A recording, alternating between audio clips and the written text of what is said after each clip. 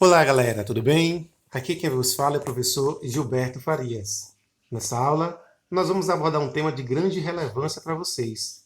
Nós vamos falar sobre cultura e as suas definições. Cultura e a sua etimologia. Mas antes, de fato, de irmos diretamente ao assunto, que tal nós falarmos um pouco sobre a condição humana? A primeira coisa que nos chama a atenção é quando nós fazemos análise desta imagem. Esta imagem retrata bem a situação de muitos imigrantes, muitas pessoas que se tornam refugiados, que estão correndo, estão fugindo, literalmente, da perseguição política, da perseguição religiosa, da falta de liberdade de expressão, fogem em busca de uma melhor condição de vida. E se nós vasculharmos um pouco nos anais da história, nós vamos perceber que este acontecimento não é um fato isolado. O que nós estamos vivendo, de fato, na contemporaneidade, é uma imigração no sentido reverso. Por que no sentido reverso? Quando nós observamos o século XVI, XVII, XVIII, nós vamos perceber que boa parte dos povos europeus, eles migravam, de fato, para o novo mundo, para a América. Eles iam para o continente africano e para o continente asiático. Nessa oportunidade, muitos vieram também em busca de melhores condições de vida. Por que não lembrarmos dos colonos, dos alemães, dos italianos, dos japoneses que vieram trabalhar aqui nas lavouras de café no Brasil? Por que não falar dessas pessoas que vieram trabalhar nos sistemas de colonato e hoje constituíram famílias? Nós observamos a situação desses imigrantes, desses refugiados, e percebemos que a situação que levou dezenas de milhares de pessoas a virem para o Brasil no início do século XX não é muito diferente da situação de que esses imigrantes, que têm como principal rota, um principal caminho para chegar ao continente europeu, o mar Mediterrâneo, que eles têm também. Eles galgam, eles desejam uma melhor condição de vida. Só que nós temos observado é que a maneira como as autoridades têm lidado com essa situação. Eu quero chamar a sua atenção para a seguinte citação: a história da humanidade é uma longa caminhada de todos nós. Se nós, mais uma vez, buscarmos na história, nós vamos perceber que a trajetória do homem é uma trajetória, de fato, de imigração, de mudança constante, de movimento.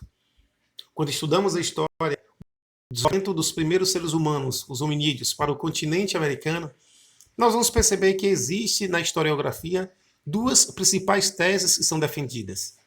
A principal tese é do Estreito de Bering, e a outra tese é que eles chegaram ao continente, até a Oceania, e navegando a partir de pequenas embarcações, chegaram ao continente americano. O que nós precisamos entender é, enquanto nós estivermos passando por esse processo de globalização, necessariamente nós teremos uma grande circulação de pessoas. E agora, o grande questionamento é a pergunta que nós deixamos: como podemos fazer para resolver essa situação? Quando tratamos a imigração, se conseguirmos de fato pacificar as zonas de conflito, se conseguirmos dar liberdade às pessoas que vêm buscar desenvolvimento, se de fato nós conseguirmos o quê? Nós conseguirmos pacificar as zonas de conflito, conseguirmos dar liberdade às pessoas que vêm buscar desenvolvimento econômico, que têm fome e não têm emprego. Esta é uma primeira condição para nós resolvermos essa situação. E qual é a segunda condição? É termos canais legais para permitir a imigração.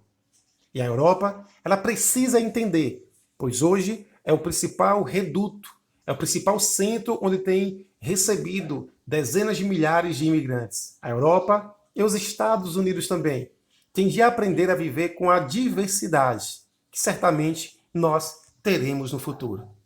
Aprender a conviver com essa diversidade, porque, de fato, nós precisamos entender, nessa globalização, nós não ficaremos, em hipótese alguma, parados, estáticos. Mas vamos lá, vamos para a seguinte questão. Quero apresentar para vocês esse mapa. Um mapa que trata das principais fluxos migratórios no final do século XX e início do século XXI. E eu quero destacar para você o quê? Que a grande parcela da população que migram, ou seja, que sai de sua terra natal, geralmente eles estão procurando essas partes verdes, principalmente na região norte, no norte geoeconômico falando. O norte geoeconômico são os países classificados como países ricos ou países desenvolvidos. Nós temos aqui a Turquia, no continente, que também tem um grande fluxo migratório, porque muitos turcos eles tentam, de fato, entrar nessa União Europeia, nessa união de países europeus, para ter uma melhor condição de vida também. E isso, há muitos anos, a Turquia tem tentado entrar nessa União Europeia, só que, pela questão religiosa, pelo sistema político que está em vigor na Turquia, ainda não foi possível esta questão. Ok? Vamos lá, galera. O que é, de fato, cultura? É esse termo que nós queremos trabalhar com vocês nesta aula. Cultura, a primeira coisa que nós precisamos ter em mente é que cultura, é isso mesmo, é um termo polissêmico, ou seja, é um termo que tem vários sentidos mesmo.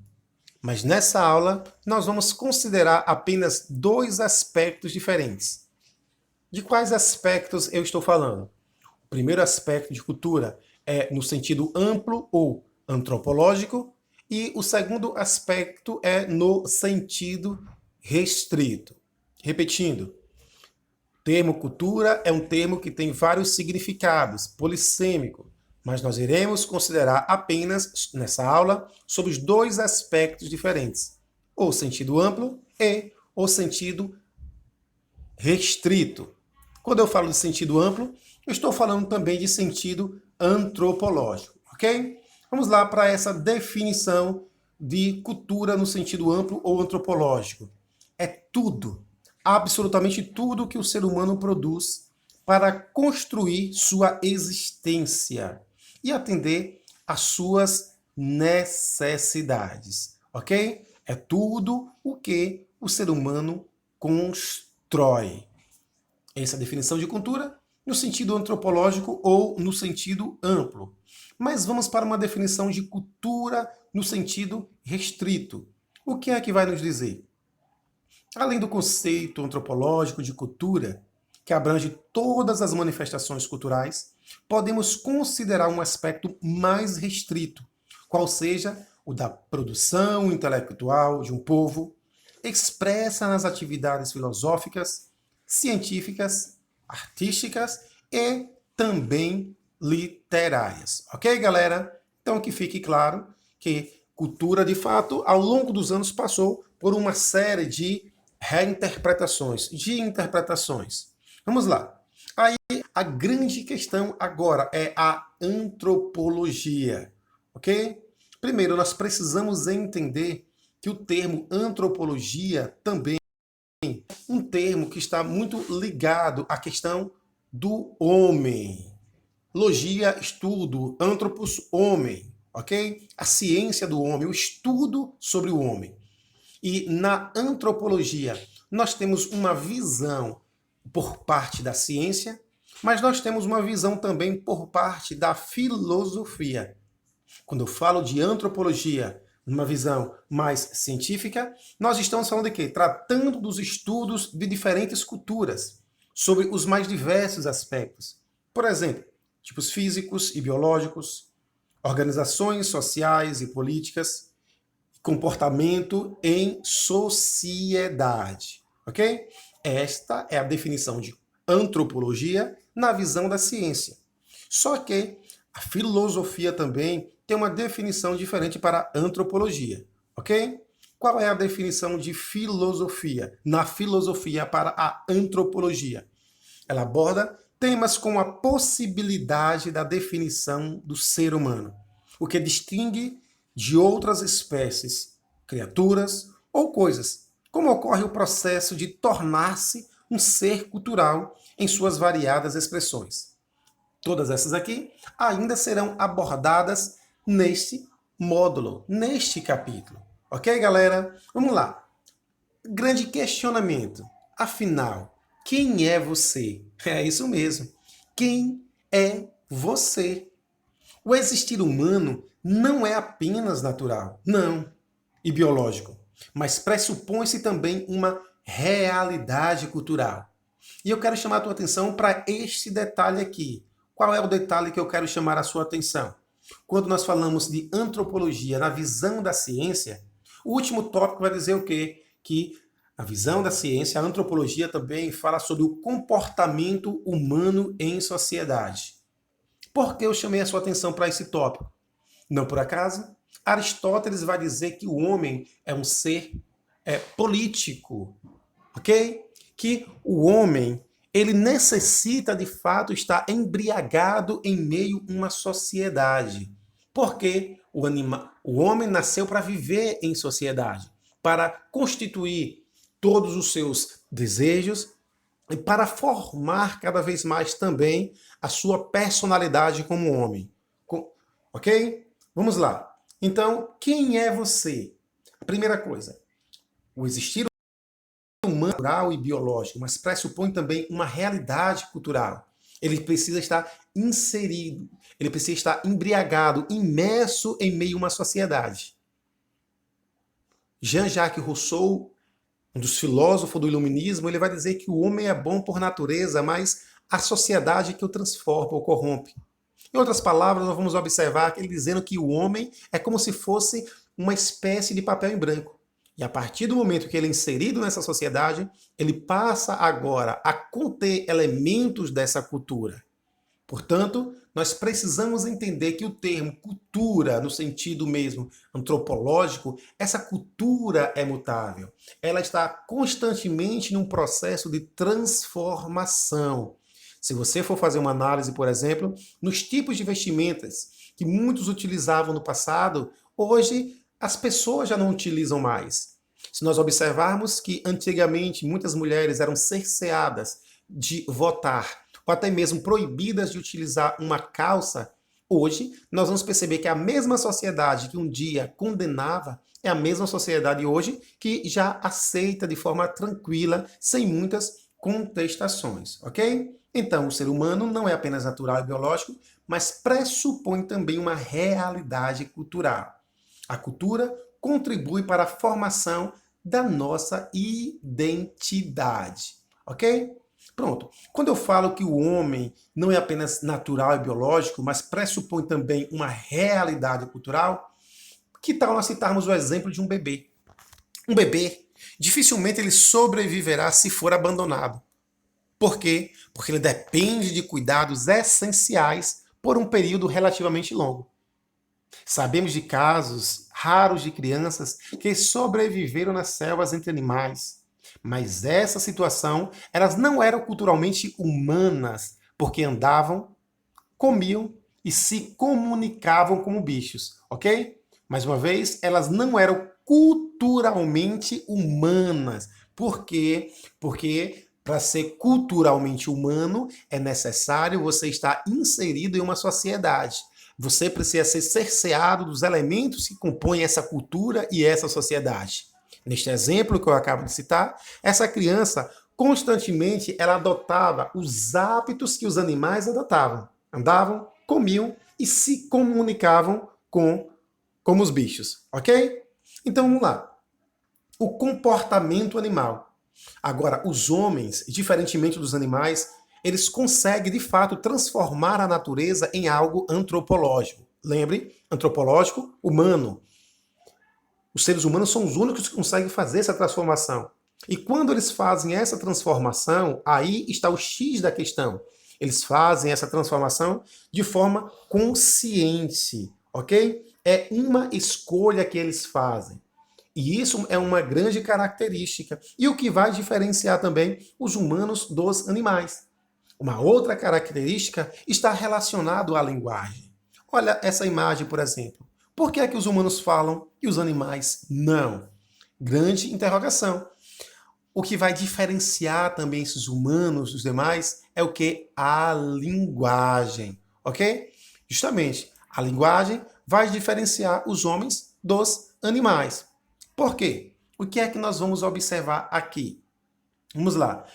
A linguagem simbólica produzida por uma cultura e também por ela constituída, ela é dividida ou subdividida em alguns tópicos. Vamos lá, por exemplo, para esses tópicos. O primeiro está relacionado a quê? Aos ícones, ok? Que vocês podem aí observar. O segundo está relacionado aos índices, ok?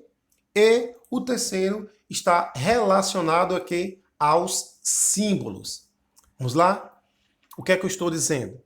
Uma caracterização e aquilo que vai nos diferenciar, mais uma vez, os animais dos seres humanos é a questão da linguagem.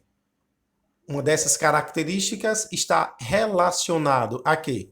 Uma dessas características está relacionado aos ícones, estou apenas repetindo. A outra característica está relacionado aos índices e a outra característica está relacionado a quê? Aos símbolos. Os ícones guardam uma relação de semelhança com uma coisa representada. Os índices não. Ele mantém uma relação de contiguidade com a coisa representada. E os símbolos tratam de convenções arbitrárias. E seus significados precisam ser interpretados. Aí o X da questão agora, se precisa ser interpretados, os animais, eles conseguem, de fato, ter esses três tipos de símbolos da linguagem? Claro que não. Os animais podem desenvolver essa habilidade dos ícones, ou seja, que guardam uma relação de semelhança com alguma coisa representada. Os animais conseguem, de fato, ter esses índices que mantêm uma relação de contiguidade, porém os animais não são capazes de se comunicar por meio de ícones, ou melhor, por meio dos símbolos. Por quê? Porque o universo da linguagem simbólica é exclusivamente humano, ok? Mais uma vez, o universo da linguagem simbólica é exclusivamente humano. Ok, galera? Vou ficar por aqui. Espero que vocês tenham compreendido essa aula, tá? O principal objetivo mesmo dessa aula era basicamente o quê? Era mostrar as duas definições de cultura, cultura no sentido amplo e no sentido restrito, mostrar a etimologia, ou seja, a origem dessas palavras e mostrar que o que diferencia de fato também os humanos dos animais é de fato o que? Principalmente a linguagem. Vocês já compreenderam que para nós sermos caracterizados como humanos, culturalmente falando, é necessário não apenas sermos humanos no sentido de gênero, mas estarmos embriagados e inseridos numa cultura. Ok, galera? Tchau, tchau e nos vemos no próximo encontro.